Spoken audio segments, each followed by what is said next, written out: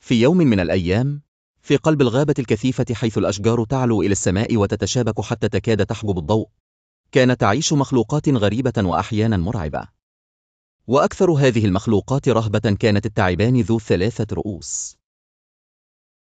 كان التعبان يتميز بجلد لامع يقزح بألوان قوس قزح عند تعرضه لضوء الشمس.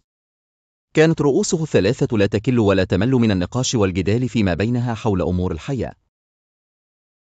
الرأس الأول ودي ولطيف يميل إلى الحكمة والهدوء، الرأس الثاني عدوان ومحب للمغامرة والإثارة، بينما الثالث كان متوازنا بين الحكمة والجرأة، دائما ما يسعى إلى السلام بين شقيقيه. رغم تباينات شخصياتهم، إلا أنهم كانوا يعملون في انسجام عندما يتعلق الأمر بالصيد أو الدفاع عن أنفسهم.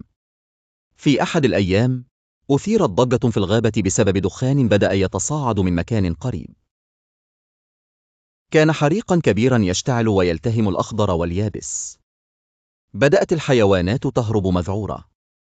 عندها صاح الرأس الثاني: علينا أن نرحل الآن. ولكن الرأس الأول قال: علينا أن نساعد الآخرين أولا، يمكننا توجيه الحيوانات إلى النهر حيث يكونون في أمان.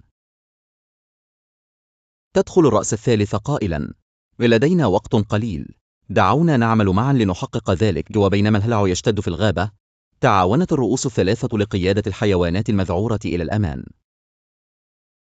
كان التعبان يتحرك بسرعة مذهلة، ينزلق بين الأشجار ويصد ألسنة اللهب عن أصدقائه.